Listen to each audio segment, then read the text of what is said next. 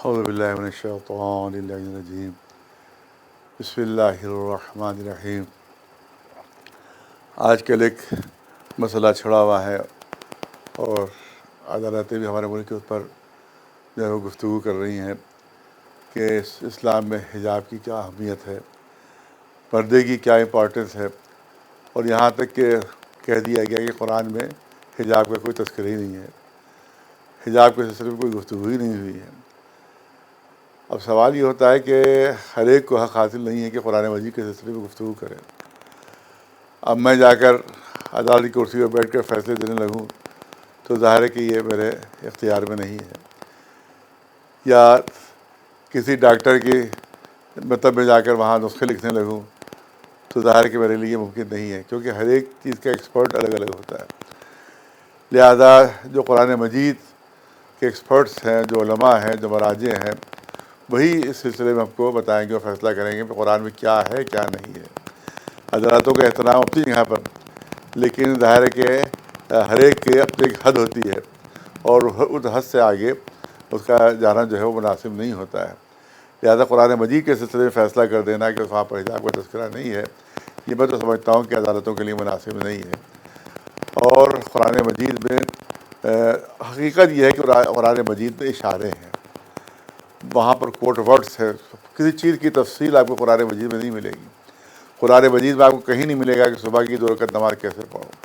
قرآن مجید میں کہیں نہیں ہے کہ ظہر اور عصر پہ کس طرح سے نماز پڑھی جائے گی، مغرب و عشاء میں کس طرح سے ہوگی، حج کے ارکان کیا ہے، یہ جو صوم ہے اور روزہ ہے اس کے سلسلے میں احکام کیا ہیں، یہ کس نے ہم کو بتایا؟ یہ رسول اللہ نے ہم کو بتایا۔ تو اصل قرآن مجید کے ساتھ ساتھ ضروری ہے کہ رسول اللہ کی جو زندگی ہے، ان کی تعلیمات ہیں، وہ بھی ہمیں پیش نظر ہونا چاہیے۔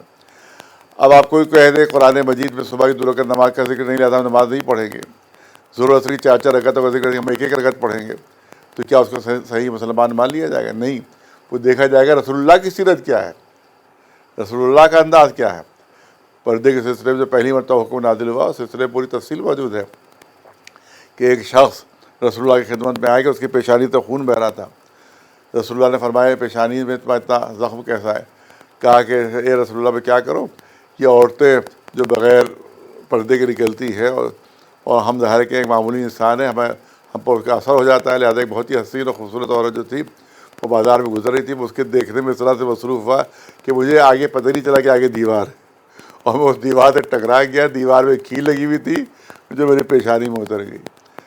تو کچھ ایسا انتظام ہونا چاہیے کہ کم از کم ہم لوگ اس طرح سے حادثات سے محفوظ رہے۔ تو اس کے بعد بھی پردے کا حکم نازل ہوا تھا، اور اس کے بعد حکم آیا کہ جو ہے وہ اپنے اوڑھنیوں کو اس طرح سے ڈالیں اور اپنی زینت کی چیزوں کو چھپائے رکھیں۔ تو اس طرح سے پردے کا حکم ہے، اور پھر رسول اللہ نے پوری تفصیل اس سلسلے میں بیان کی ہے کہ کس طرح سے پردہ ہونا چاہیے، کس طرح سے امہات المومنین جو تھیں وہ پردہ کرتی تھیں، کس طرح سے اہل بیت کے ذریعے سے پردے کا حکم آیا۔ تو یہ لوگ بتاتے ہیں کہ یہ جو ہے وہ تفسیر کرتے ہیں اس کا، کہ قرآن مجید کی جو آیتیں ہیں اس کی تفسیر جو ہے وہ رسول اللہ کے ذریعے سب کو ملی ہے، جو رسول اللہ کے اصحاب کرام ہیں، جو رسول اللہ کے ساتھ رہے، ان کے ذریعے سے اہل بیت علیہ السلام سب سے زبردست سورس جو ہے، سب سے آتھینٹک سورس جو ہے وہ رسول اللہ کی اہل بیت ہے، وہ ان کی اولاد ہے کہ جن کے ذریعے سے ہم کو تمام احکام ملے ہیں، اور کس طرح سے پردہ ہونا چاہیے یہ اہل بیت علیہ السلام نے ہم کو بتایا۔ تو خالی قرآن مجید کو دیکھ کر فیصلہ کر لینا جو ہے وہ کافی نہیں ہے، کیونکہ قرآن مجید میں تو پوری تفصیل موجود نہیں ہے، کیونکہ تفصیل ایک چھوٹی سی کتاب میں پوری تفصیل آ بھی نہیں سکتی ہے۔ تو یہ کہہ رہا ہے کہ قرآن مجید میں یہ تذکرہ رہی وہ تذکرہ رہی ہے، تو یہ بالکل صحیح نہیں ہے۔ لہذا یہ عدالت کا فیصلہ جو ہے اب تو سمجھتے ہیں کہ اس کے لیے سپریم کورٹ میں ہمیں جانا ہوگا۔ اور دوسری اہم چیز یہ ہے کہ ہمارے پاس تعلیمی اداروں جو ہے وہ بہت کم ہیں، لہذا ہماری کوشش یہ ہونا چاہیے کہ کم از کم بچیوں کے لیے ہم تعلیمی ادارے اپنے بنائیں، اور ضروری نہیں کہ بہت ہی ہائی فائی بنے ہو، کہ معلوم 10 منزل ہو اور 10 منزلہ کوئی کوٹھی ہو، اس میں کوئی لڑکیوں کا مدرسہ ہو اور اسکول ہو۔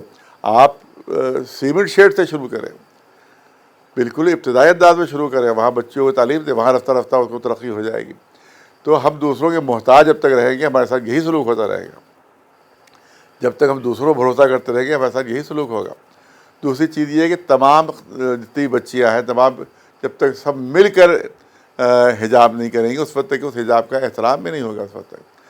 لہٰذا ضروری ہے کہ حجاب کریں، اور حجاب سے جو ایک دم سے چھٹکارا پا لیا گیا ہے ہماری خواتین تب سے حجاب کی اہمیت بھی ختم ہو گئی ہے، اور لوگوں کو کہنے کا موقع مل گیا کہ اسلام میں حجاب ہے ہی نہیں۔